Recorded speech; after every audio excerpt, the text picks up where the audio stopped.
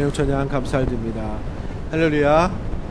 자, 우리 양옆으로 인사하겠습니다. 이제 민속 고유의 명절을 맞이하게 됩니다. 우리 새해 복 많이 받으세요. 인사하겠습니다. 새해 복 많이 받으세요. 네, 하나님의 복, 또 성령의 충만한 복, 은혜의 복, 건강의 복, 또 사업도 잘 되시고, 또 기도 응답 받으시고, 늘 충만한 복, 하나님의 은혜 충만한 복 받으시는 우리 성도님들 되시기를 축복합니다. 명절하면 생각나는 게 있습니다. 까치까치 설날은 어제이고요, 우리 설날은 오늘이래요. 설날 전날을 까치 설날이라고 불렀던 모양이 옛날에. 그래서 설날 전날은 까치 설날이고 오늘은 우리 설날이고, 명절 때 부르는 그런 동요 노래 중에 일부입니다. 그래서 왜 설날 전날을 왜 까치 설날이라고 부르나 한번 찾아봤습니다. 조사를 해봤습니다. 항상 의심이 많아가지고 왜 까치 설날인가, 다양한 의견이 있더라고요. 확실히 이거다 이런 건 없습니다. 한 두 가지 공감할 만한 게 이제 두 가지 답변이 있었습니다. 소개하면 이렇습니다. 설날 전날에 가족이나 손님들이 언제 오죠? 설날 전날에 오죠. 당일날도 오시긴 하지만 그 전날에 많이 다 모이고. 그래서 우리나라는 이제 반가운 손님이 오면 누가 온다고 그래요? 네, 까치가. 왜 까치가 오는지 모르겠는데 까치가 온다고 그래요. 그래서 설날 전날에 손님도 오고 가족도 오니까 까치가 오는 날. 그래서 까치는 설날이 어제인가 보다. 그래서 까치 설날은 어제이고요, 설날은 이렇게 유래가 됐다는 의견이 하나 있고요. 들으니까 그런 것 같아요. 또 하나는 설날 전날을 작은 설이라고 했다고 합니다. 옛날에 기록이 있어요. 작은 설. 아마 어르신들은 혹시 아실지 모르겠어요. 옛날에 명절을 큰 설, 그 전날을 작은 설 이렇게 했다고 합니다. 근데 그 작은 설이란 말이 옛날 말로 아찬설, 아치설 이렇게 얘기를 했대요. 아치설 하다가 발음을 좀 세게 하다가 보니까 까치설이 됐다. 이런 그럴듯한, 또 그 말 들으니까 또 그런 것 같아요. 근데 확실한 거는 그 일제시대 때 그 윤구경 선생님이 이 노래를 불렀어요. 까치까치 설날은 어제이고요, 우리 설날은 오늘이래요. 근데 이게 막 되게 유행을 했어요. 일제시대이기 때문에 이 노래가 되게 소망이 있잖아요. 그래서 일제시대 독립을 염원하는 소망, 또 더 좋은 날을 바라는 이런 소망, 이런 것이 여기 동요 이 노래에 담겨져 가지고 국민들에게 널리 퍼져 가지고, 이게 이제 까치 설날은 설날 전날을 말하는 것이고, 그 설날은 큰 설날 이렇게 말하는 기회가 됐다는 그런 말입니다. 할렐루야. 자, 명절 까치가 오는 즐거운 설날 되시기를 축복합니다. 동네에 까치가 없으면 까마귀나 참새나 어떤 새라도 불고 풍성하고 북적대는 그런 설날 되시기를 축복합니다. 자, 오늘 그 주일날 로마서 강의를 했습니다. 그리고 오늘 16장 마지막 부분입니다. 원래 16장 마지막 부분 거의 인사말이기 때문에 잘 이거를 말씀으로 잘 전하지 않습니다. 그런데 또 오늘 이번 주가 명절 주간이고 또 되게 이 맞는 메시지인 것 같아요. 그래서 로마서 16장 말씀을 같이 나누시고 또 교훈 받으시고 또 은혜 받으시고 또 명절 때 풍성한 은혜가 되는 그때 말씀 되시기를 축복합니다. 자, 16장 긴 그 사도 바울이 안부를 전하는 메시지인데, 이 안부를 전하는 이 메시지 가운데 바울이 말하고 싶은 것이 있습니다. 계속 무난하라 이렇게 나오죠. 아까 그 말씀을 보면 안부를 물으라 그런 말이죠. 평안을 전하고 인사를 하는 말입니다. 이렇게 무난하라고 하면서 바울이 하고 싶은 얘기는 예수 안에서 우리가 한 가족임을 말하고 싶은 것입니다. 자, 따라서 한번 해보겠습니다. 우리는 예수 안에서 한 가족입니다. 로마교회 성도들 거의 한 사람을 거의 다 부른 겁니다. 아마 한 100명이나 200명 된 것 같아요. 그래서 바울이 알고 있는 사람의 모든 이름을 다 이렇게 부르면서 누구에게 문화하라, 누구에게 문화하고 아주 다 한 사람도 빠지지 않고 이렇게 호명함으로 인해 가지고 그 이름을 보면은 남성도 있고 여성도 있고 또 종의 이름도 있어요. 종의 이름. 우리나라 옛날에 노예 신분이었던 분들의 이름을 개똥이 뭐 이렇게 부르잖아요. 근데 그런 것처럼 이 이름에도 그런 이름도 있고 또 귀족 이름도 있고 골고루 다 있어요. 여러 가지 유대인도 있고 이방인도 있고 그러나 다 다르지만 예수 안에서 한 가족인 것을 바울이 강조하고 싶었습니다. 그래서 그 이름을 불러가면서 길게 문안 인사를 하고 있는 것입니다. 예수를 믿는 우리 모두가 한 가족, 한 백성 된 줄로 믿습니다. 미국에 거삼나무라고 해가지고 세콰이어 나무라고 있습니다. 큰 나무인데 캘리포니아 국립공원에 이것이 있다고 합니다. 키가 100m래요. 100m가 넘는다고 합니다. 나무 키가 많이 보셨나봐요. 이거 안 들으시는 겁니다. 100m예요. 이게 넓이가 30m. 그래서 이제 나중에 한번 찾아보세요. 차가 나무 사이로 지나갑니다. 굴을 뚫어가지고 나무를 큰 거를 표현하기 위해서 나무에 구멍을 뚫어가지고 그 사이로 차가 이렇게 지나가게 만들었어요.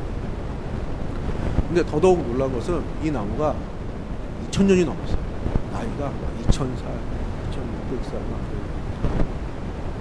어르신들 계시지만 우리하고 상대가 안 돼요. 이렇게 나이가 많습니다. 그런데 보통 오래된 나무들은 작고 이래야지 오래 가는 거지 이렇게 등치가 크고 키가 큰 나무는 오래 살기가 어렵다고 합니다. 왜냐면은 태풍을 맞으면 쓰러지기 때문에 오래 버티기 어렵대요.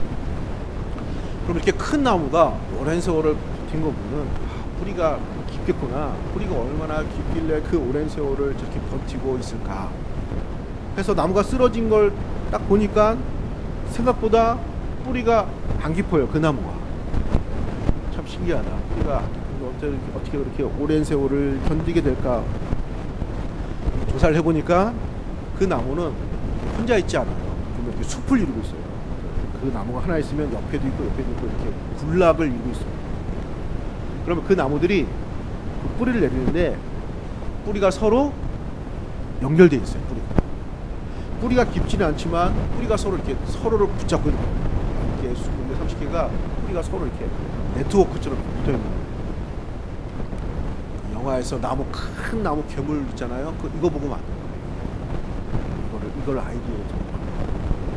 그러니까 뿌리가 서로 이렇게 연결되어 있으니까 뿌리가 깊지 않아도 흔들리지 않고 이게 하나가 돼가지고 그 풍파를 견디기 때문에 오랜 세월, 1000년, 2000년은 그 세월을 버티는 힘이 됐다는 얘기가 있습니다. 자, 바울이 로마서 편지를 마무리하면서 하고 싶은 얘기도 그런 것입니다. 로마 교회 성도들이 모두가 하나로 연결된 한 가족임을 말하고 있는 것입니다. 자, 우리도 명절 때 이렇게 만나면은 다를 수 있습니다. 할아버지, 손자, 또 이렇게 여러 가지 다른 지역에서 살고 또 생각도 다르고 다른 일하고 그래도 그 다른 것이 이렇게 뭐 차이 나는 게 아니라 모이면 우리는 하나, 우리는 한 가족, 하나라는 가족이라는 것을 이렇게 느낍니다. 말은 하지 않아도 그렇게 굳이 뭐 표현을 안 해도 그것이 기쁨이고 행복이고 즐거움이고 그러니까 혈육으로 맺어진 하나이기 때문에 하나로 만드는 것이 있기 때문에 서로 성향이 틀리고 생각도 틀리고 나이도 틀리고 다 달라도 다 하나라는 걸 우리가 느낍니다. 풍성한 은혜 누리시기를 축복합니다. 자, 그렇게 느끼는 것처럼 교회도 로마 교회도 그렇게 한 가족임을 말하고 있습니다. 그러면 이 로마 교회가 하나가 되는 그 연결고리는 무엇인가? 우리야 명절 때 만나는 가족, 신적으로 혈육으로 연결되어 있지만 또 그 로마 교회는 다양한 사람들이 그런 건 아니잖아요. 그러면 그렇게 하나로 연결되는 것이 있는데 그것이 바로 주 안에서 예수님을 말하는 것입니다. 그래서 인사말 하는 이 말 보면 문화하라 문화하라고 하는데 거기에 나오는 자주 등장하는 말이 예수 안에서란 말이 자주 등장합니다. 자, 한번 말씀 보시기 바랍니다. 3절에 보면은 너희는 그리스도 예수 안에서 라고 되어 있죠. 또 7절에도 보면은 내 친척이여 만유수가 말에게 문화하라. 그리고 또 나보다 먼저 그리스도 안에 있는 자라. 또 8절에도 또 주 안에서 내 사랑하는, 9절에도 그리스도 안에서, 10절에도 그리스도 안에서, 11절에도 중간에 주 안에 있는 자들에게, 12절에도 주 안에서, 또 중간에 주 안에서, 13절에도 주 안에서 여러 번 나옵니다. 몇 번 나오는지는 성도님들이 세보시기 바랍니다. 시간 되실 때 많이 나와요. 그러니까 말할 때마다 문화하라 문화하라 하지만 그 앞에 또 예수 안에서 문화하라, 예수 안에서 문화하라, 계속 바울이 이렇게 그 인사를 하고 있는 것입니다. 그래서 다 다르고 또 이 환경도 다르고 배경도 다르고 다 다르지만 다른 해서 다른 분들이 모였지만 로마 교회가 성도들이 모두가 예수 안에서 하나임을 이렇게 강조하고 드러내고 말하고 싶은 인사를 하고 있는 것입니다. 사랑하는 성도님들, 우리가 예수 안에서 하나 된 한 가족이 된 줄로 믿습니다. 우리 명절 때 이렇게 모이면 이 하나를 경험하는 게 참 행복이에요. 우리가 한 가족이라는 거를 뭐 특별히 뭐 행사를 하진 않죠. 네? 그냥 식사하고 얘기하고 뭐 텔레비전 보시고 뭐 이렇게 담소 나누고 그렇게 하는 거잖아요. 그래도 그렇게 모이는 것 자체가 행복이고 또 따뜻한 느낌이고, 이런 것은 하나됨을 이렇게 부딪히면서 경험을 하는 것입니다. 마찬가지로 우리가 교회에서 이렇게 한 가지로 같은 시간에 연합해서 예배를 드릴 때 우리가 예수 안에서 한 가족이구나, 한 백성이구나, 하나됨을 경험하는 복된 시간이 될 줄로 믿습니다. 케네스 라투레트라는 발음하기 쉽지 않은데 이런 역사학자가 있습니다. 자, 지금 여기 인사하는 그 명단을 보면 숫자가 많지 않아요. 잘해야 20명, 30명이고 가족 생각해도 이 로마 교회가 한 100명, 200명 될 것이라고 생각이 됩니다.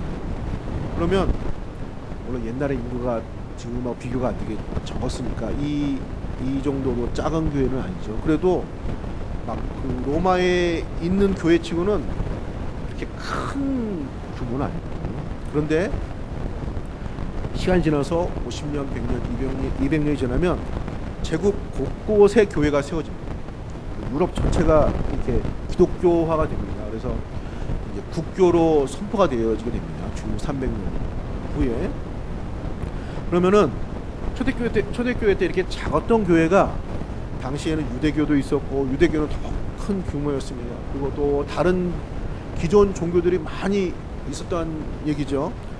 그럼에도 불구하고 역사학자들이 볼 때는 비슷비슷하거든요. 똑같이 예배드리고 똑같이 뭐 찬송, 거기도 교회도 찬송이 있으면 거기도 나름대로의 찬송이 있고, 여기도 봉사가 있으면 거기도 봉사가 있고, 여기도 예배가 있으면 거기도 예배가 있고, 밖에서 볼 때는 비슷비슷하거든요. 그런데 왜 유독 그 기독교 교회만이 이렇게 유럽 전형을 이렇게 점령하고 주류 신앙을 갖는 종교가 되었을까? 이거를 연구한 끝에 이분들이 내린 결론은, 자, 그 차이는 예수님께 있다라고 결론을 내렸습니다.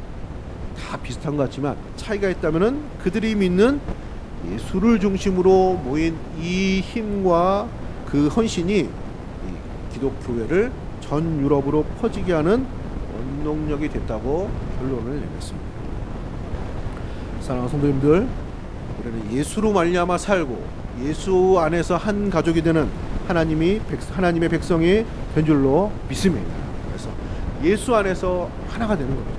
그래서 명절 때 이런 가족이 만나서 이런 한 가족이 되는 경험을 하는 것처럼 대중교회에서 예수 안에서 늘 예배를 통해서 한 가족됨을 경험하고 그 사랑을 나누고 또 그 사랑의 힘을 가지고 가족들, 이웃들 또 사랑을 또 전할 수 있는 또 풍성한 역사 나타내시기를 축복합니다. 자, 그러면 바울이 두 번째로 이렇게 긴 인사를 하면서 말하고 싶었던 것은 무엇인가? 자, 두 번째로 따라서 하겠습니다. 서로 격려하며 칭찬하라. 그들의 수고를 격려하며 칭찬하는 메시지로 되어 있습니다. 겉으로 보기에는 예수 안에서 문화하라, 예수 안에서 문화하라고 되어 있는데 중간중간에 저들의 수고의 목록을 놓고 있습니다. 자, 예를 들면은 3절 4절에 보면은 브리스길라와 아굴라 이야기를 하는데, 브리스길라와 아굴라에게 문화하라 그러면서 4절에 그들은 내 목숨을 위하여 자기 목까지도 내놓았다. 그들의 수고는 자신의 생명을 위해서 들기까지 수고한 사람들입니다. 그들에게 문안하십시오. 자, 예를 들면 6절에도 너희를 위하여 많이 수고한 마리아에게 문안하라. 마리아가 어떤 수고를 했는지는 모르겠습니다. 예수님의 어머니 마리아를 얘기하는 것 같지는 않습니다. 마리아라는 이름이 당시에 많이 있었기 때문에 어떤 마리아인데 그 수고를 많이 했습니다. 그 수고를 격려하고 칭찬하고 알아주었으면 좋겠습니다 하고 문안 인사에 넣고 있습니다. 또 한 구절 더 살펴보면 12절에도 주 안에서 수고한 두루베나와 드루봇에게 문화하라. 또 주 안에서 많이 수고하고 사랑하는 버시에게 문화하라. 문안하라고 인사와 이런 평안을 전하면서 그들의 수고를 간단하게 하지만 이렇게 하고 있습니다. 그래서 바울은 이렇게 문안 인사를 하면서 그들의 수고를 격려하고 칭찬하고 그리고 감사하고 있습니다. 그리고 이 수고를 통해서 로마교회가 더 든든히 세워지게 됐음을 이렇게 말하고 있으면서 그들의 수고를 우리가 기억하고 알아주고 칭찬하고 서로 격려하면서 그들의 수고를 알아줄 것을 말하고 있는 것입니다. 서로 문안할 때 수고와 또 이런 모든 헌신과 이런 것에 대해서 격려하고 칭찬할 수 있는 우리 성도님들 되시기를 축복합니다. 봄이 되면 새싹이 나올 것입니다. 새싹이 이쁘다 막 그럴 거예요. 또 좀 지나면 꽃이 피겠죠. 참 나무에 꽃이 이쁘고 너무나 이쁘고 사람들의 시선은 그 새싹 꽃에게 갑니다. 나무에. 자, 그러면은 그 새싹을 피운 그 가지, 꽃 피운 그 가지 내년에 어떻게 되죠? 그 가지가 굵어져요. 한 1, 2년 몇 년 지나면. 그러면 그 가지에서 뭐가 나오죠? 새로운 가지가 나오죠. 또 새싹이 나오고 꽃이 피고. 가지치기를 하지 않으면 그 가지는 더 굵어져서 나무처럼 더 새싹이 나오고 꽃이 피도록 그 아래서 수고하는 가지, 나무가 되는 거죠. 그래서 나무가 점차적으로 굵어지는 것입니다. 그러니까 새싹이 피고 꽃이 피기 위해서는 그 밑에서 수고하는 굵은 가지들이 있는 거예요. 더 크게는 그 아래 이렇게 기둥과 같은 아름드린 나무가 있는 것입니다. 자, 그것이 수고죠. 그 수고의 힘을 기반으로 해서 싹도 나오고 꽃이 피고 그렇게 되는 것입니다. 사랑하는 성도님들, 명절 가족들 만나시면 또 어르신들 수고와 격려와 또 감사를 드리시고 또 서로서로 수고와 격려와 감사를 할 수 있는 우리 성도님들 되시기를 축복합니다. 교회 안에서도 마찬가지입니다. 교회 안에서도 예수 안에서 하나님의 은혜로 하는 거지만 이제 차량 봉사라든지 안내위원회라든지 식당 봉사라든지 우리가 수고와 헌신들이 있습니다. 이런 우리가 뭐 누구한테 칭찬받으려고 이렇게 하는 건 아니지만은 그런 거를 서로 알아주고 서로 인사하고 문안할 때 그런 수고와 이런 것들을 서로 격려하며 칭찬할 수 있는 우리 성도님들 되시기를 축복합니다. 그러면 그것이 힘이 되는 거예요. 알아주는구나. 사람들이 모르는 것이 아니구나. 우리 성도님들을 귀하게 생각하는구나. 이러면 더 힘이 되는 것이죠. 그래서 서로 그 힘을 가지고 그 로마교회 초대교회에 핍박이 많았던 그 시절의 신앙생활을 잘 감당할 것을 권면하는 그런 메시지가 담긴 인사라고 볼 수가 있는 것입니다. 자, 우리나라도 마찬가지입니다. 한 번을 소개하면은 여기 합정동에 양화진 선교사님, 양화진에 선교사님 묘원이 있습니다. 작년에 갔었는데 올해도 한번 시간을 정해서 가면 좋을 것 같습니다. 못 가보신 분들 가고 가셨던 분들 또 가도 누가 화내는 거 아니니까 가셔야 됩니다. 거기 최초의 그 안장이 되신 분이 누구냐고 하면은 헤론 선교사입니다. 헤론 선교사. 그 미국에서 1884년에 파송받아서 한국에서 왔습니다. 이분은 의사입니다. 그래서 고종 황조 때 왕궁 의사로서 왕실에 있는 사람들 이렇게 치료를 했고, 또 백성들도 치료하는 그 의사로서 수고를 했습니다. 특별히 백내장 수술을 잘했대요. 그래서 많은 사람들이 눈을 붙여주고. 자, 이분이 원래 미국에서는 미국 테네시 학교에서 90년 만에 나오는 최고의 성적으로 졸업한 수재였어요. 그래서 그 학교에서 학교에 남아가지고 교수를 하라고 했습니다. 그거마다 하고 조선 땅에 가서 공부 전하고 또 헌신하고 또 병원도 그 의사관들 통해서 가서 내 삶을 드리겠습니다 하고 한국에 온 것입니다. 수많은 사람들의 이런 것들을 다 거절하고, 고종 황제가 이분의 어떤 헌신과 수고를 되게 기뻐했고 되게 가까이 했고 이름을 불러줬는데 허참판이라고 했답니다. 허참판입니다. 이분이 이제 이 나라에 전염병이 돌면 백리를 마다하지 않고 가서 치료해주고 고쳐주었다는 기록이 있습니다. 백리를 마다하지 않고 그렇게 열심히 수고하고 고생을 해서 그런지 이분이 한국에 온 지 5년 만에 죽습니다. 그래서 이제 저 양화진에 무덤을 마련해 준 그것이 기가 돼가지고 선교사님 묘지가 된 것입니다. 자, 우리가 이런 거 모르잖아요. 자, 우리가 알게 모르게 수고한 많은 이들의 수고와 헌신을 통해서 하나님의 교회들이 지금 세워진 것이고, 우리나라 역사도 그 수고 위에서 이렇게 세워지게 된 것입니다. 자, 그러면은 이런 수고를 알아주는 우리 성도님들 신앙생활 되어야 될 줄로 믿습니다. 서로서로 어떤 이런 수고에 대해서 격려해주고 칭찬해주고 이렇게 알아주는, 이렇게 될 때 우리가 더 힘으로 더 기쁘고 감사하는 우리의 신앙생활 감당하게 될 줄로 믿습니다. 가족들이 모일 때도 그러면 빈말로 느껴지지 않을 것입니다. 수고했다고. 하여튼 어떤 수고인지 모르지만 어머니 모셔서 수고했습니다. 저희 키워줘서 감사합니다. 이 모양 저 모양 이렇게 수고와 이런 것에 대해서 감사와 격려를 나눌 때 풍성한 은혜 시간 될 줄로 믿습니다. 그래서 우리 가족이, 우리 자녀가 예수 잘 믿더니 또 이런 것도 알아주고 참 많이 하나님의 은혜로 변화됐다고 기뻐할 수도 있을 것입니다. 우리 그런 성도님 되시기를 축복합니다. 마지막 세 번째로 서로 문화하라는 이 바울의 인사말의 교훈은 따라서 하겠습니다. 사랑은 표현되어야 합니다. 자, 오늘 읽은 말씀 16절 말씀을 같이 읽겠습니다. 16절 말씀입니다. 너희가 거룩하게 입맞춤으로 서로 문화하라. 그리스도의 모든 교회가 다 너희에게 문화하느니라. 바울이 이렇게 계속 이름을 불러가면서 문안 인사를 했잖아요.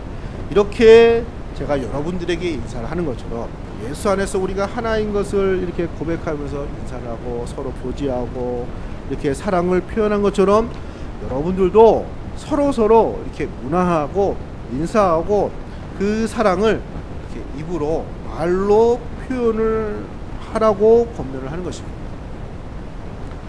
사랑을 표현할 수 있는 성도님들 되시기를 축복합니다.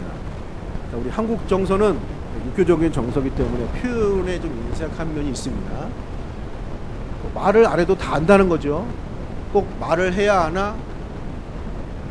말을 해야 알죠. 귀신같이 한다고 하잖아요. 말을 안 하면 귀신도 몰라요. 아무도 모르는 거예요. 말을 하고 표현을 해야 아는 것입니다.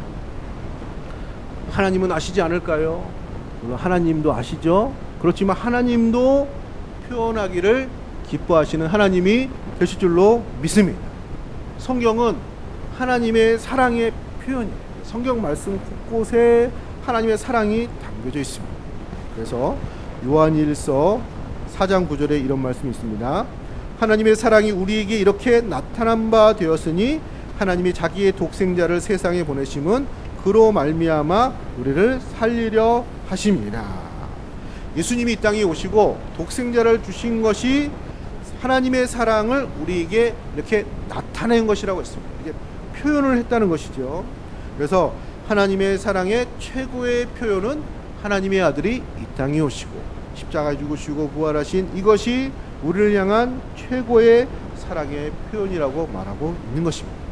이런 표현이 없으면 우리가 예수를 믿었을까요? 잘 못 믿었을 거예요. 할렐루야. 하나님 우리를 사랑하시죠. 원래부터 우리를 사랑하시는 분이십니다. 그런데 예수님을 보내시면서 그분이 십자가를 지시기까지 이런 사랑을 표현하고 오늘 말씀을 듣기 때문에 이렇게 문안을 하고 평안을 전하기 때문에 우리가 하나님 우리를 사랑하시는구나, 우리를 구원하시는구나, 우리를 부르시는구나, 이 사랑의 표현을 우리가 받아들여서 우리가 결단하고 예수 믿는 신앙생활 하게 된 줄로 믿습니다. 자, 오늘 로마서 말씀, 자, 마지막 시간인데 우리 마지막 구절을 보겠습니다. 그 구절에서도 하나님의 사랑의 표현이 담겨져 있습니다. 오늘 읽지 않았는데 로마서 16장 우리 25절에서부터 27절 마지막 절까지 이 세 구절을 우리 함께 같이 읽어보겠습니다. 나의 복음과 예수 그리스도를 전파함은 영세전에 감추어졌다가 이제는 나타나신 바 되었으며 영원하신 하나님의 명을 따라 선지자들의 글로 말미암아 모든 민족이 믿어 순종하게 하시려고 알게 하신 바 그 신비의 계시를 따라 된 것이니 이 복음으로 너희를 능히 경고하게 하실 지혜로우신 하나님께 예수 그리스도로 말미암아 영광이 세세무궁하도록 있을지어다. 아멘. 자, 바울이 로마서를 마무리하면서 어떻게 표현하고 있습니까? 하나님의 사랑이 예수 안에서 이렇게 감춰져 있다가 나타냈다는 것입니다. 그러니까 하나님 우리를 사랑을 안 했다는 것이 아니라 우리가 보기에는 잘 모르는, 우리를 그렇게까지 사랑하시는지를 우리가 몰라본다는 거죠. 감춰져 있었는데 그 감춰진 사랑이 예수 안에서 나타났다는 것입니다. 그래서 26절에 보면은 이제는 분명하게 나타내시고 표현하신 바 되어서 또 우리로 하여금 예수를 믿는 모든 사람들에게 이 복음으로 우리를 구원하시기에 부족함이 없는 구원의 길로 우리에게 이런 은혜를 주셨다고 말하고 있는 것입니다. 하나님도 우리를 이렇게 이 사랑의 표현을 하셨기 때문에 이런 구원의 길이 열린 것입니다. 할렐루야. 그래서 우리 신앙생활에서 또 이런 표현, 성품, 행실 이런 거에 대해서는 우리가 좀 그 값을 작게 여기는 경향이 있습니다. 그러나 하나님의 역사는 신령하고 영적인 것뿐만 아니라 우리의 말 한마디, 우리의 행실, 우리의 표현, 우리의 성품 이런 것들을 통해서 하나님께서는 우리의 구원의 역사를 만들어 가시는 귀한 재료로 삼아 줄 줄로 믿습니다. 따뜻한 말 한마디, 격려, 칭찬, 사랑의 메시지 이런 것들을 통해 가지고 사랑이 전해지는 것이죠. 그리고 하나님께서는 그런 사랑을 또 사용을 하십니다. 민석 고유의 명절을 맞이했는데 이런 사랑에 충만한 그런 귀한 시간 되시기를 축복합니다. 그래서 우리의 말과 행실과 표현을 통해서 하나님께서 우리를 이처럼 사랑하신 그 사랑이 우리의 삶 속에 충만하게 나타나고 하나님께서 우리에게 그 사랑을 드러내신 것처럼 그 사랑을 전하고 드러내고 그 일에 쓰임받을 수 있는 우리 성도들 되시기를 축복합니다. 서로 문안하며 하나님의 사랑이 늘 충만한 신앙생활 되시기를 또 즐거운 명절을 맞이하시기를 예수님의 이름으로 기도합니다. 우리 이 시간에 한 목소리 기도하겠습니다. 우리 서로 문안하라고 또 사도 바울을 통해서 우리에게 전해 주신 메시지는 예수 안에서 우리가 한 가족임을 늘 경험하는 생활, 또 예수님을 통해서 우리를 구원하시는 충만한 생활이 되었음을 또 말하고 있습니다. 또 늘 이 사랑이 전해져야 됨을 또 말하고 있는 것입니다. 이런 충만한 생활, 은혜의 생활, 또 표현이 되는 생활 되게 해주시기를 소원합니다. 우리 한 목소리 함께 기도하겠습니다. 거룩하신 우리 아버지 하나님, 은혜 주심으로 감사드립니다.